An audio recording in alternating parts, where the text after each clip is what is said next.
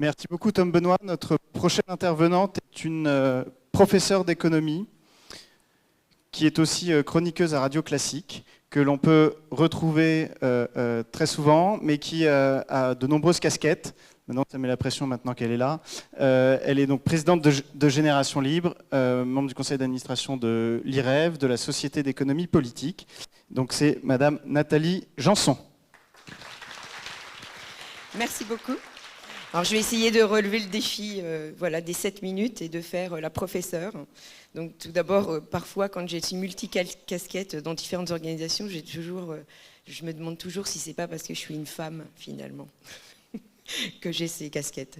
Voilà, plus sérieusement, en fait, je vais effectivement prendre ma casquette de professeur et remettre dans le contexte pour cette situation qui est assez inédite aujourd'hui pour la France. Je me suis interrogée pour savoir comment j'allais pouvoir intervenir avec une valeur ajoutée dans ce panel. Et en fait, je me suis dit qu'il fallait revenir aux sources. Et notamment, j'ai relu La route de la servitude d'Hayek.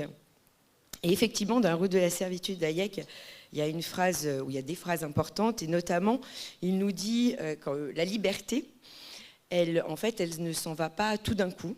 Elle s'en va progressivement au nom de principes qui sont émis comme étant noblement supérieurs.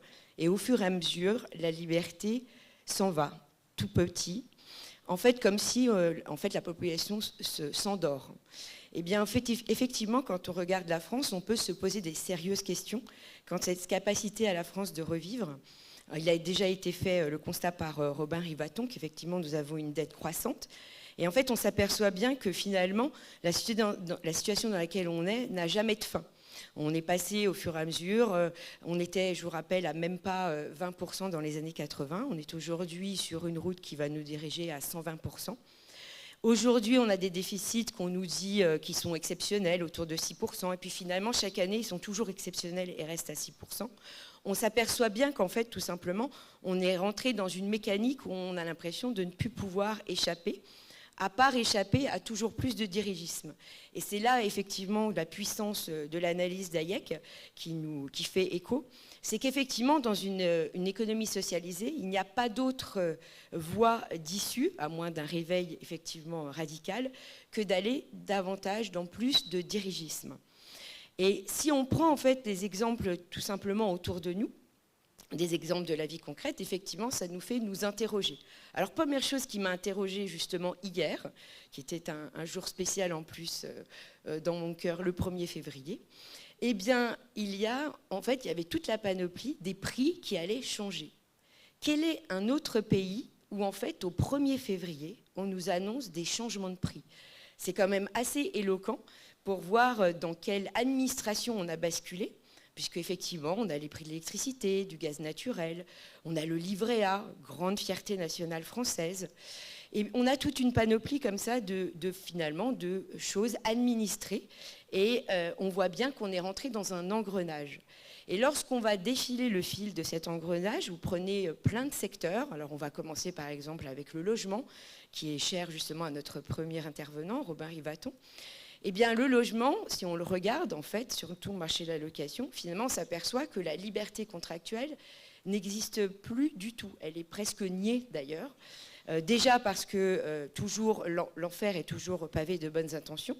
On a commencé par limiter la base contractuelle en disant qu'on voulait évidemment protéger le locataire. C'est pour ça qu'on est rentré dans un enfer où il y a des dates obligatoires, on ne peut plus effectivement expulser quelqu'un.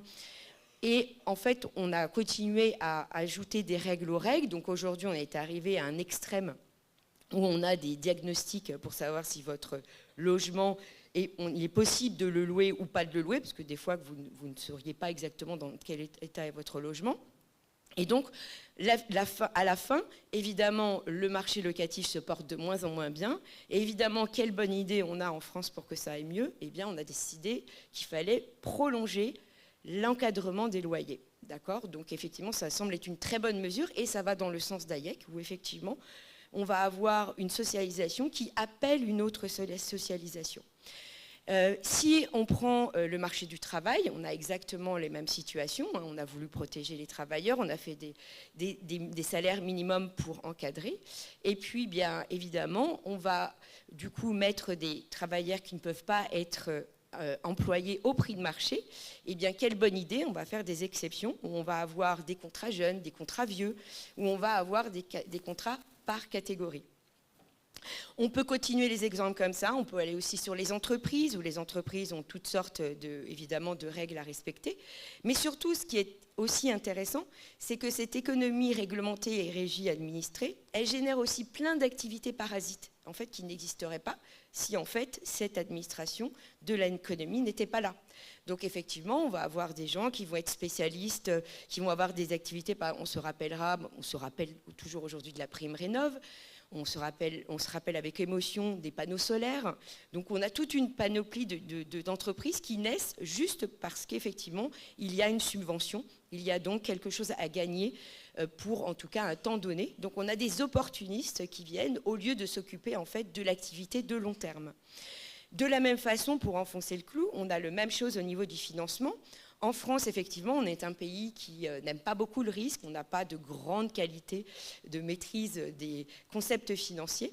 Donc, effectivement, on aime beaucoup le livret A, on n'aime pas beaucoup les actions. Il faut dire que les taxes n'ont rien pour nous avantager à préférer risque au non-risque.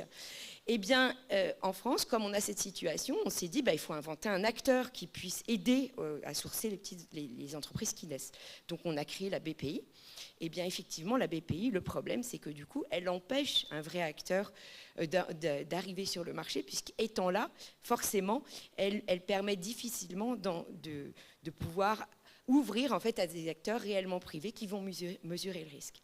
Voilà, je suis désolée de vous raconter cette histoire qui est un petit peu déprimante, puisque finalement, on s'aperçoit qu'on est toujours plus administré. Mais effectivement, je suis toujours pleine d'espoir et je suis sûre qu'on va réussir à avoir un sursaut pour casser cet engrenage et ce cycle infernal vers plus d'administration, pour retrouver effectivement la liberté et surtout la responsabilité qui nous est enlevée également avec cette administration croissante de l'économie. Et donc j'ai foi surtout en l'innovation pour casser en fait les codes et arriver vers un État bien meilleur qu'il ne l'est aujourd'hui. Merci beaucoup. Merci beaucoup Nathalie.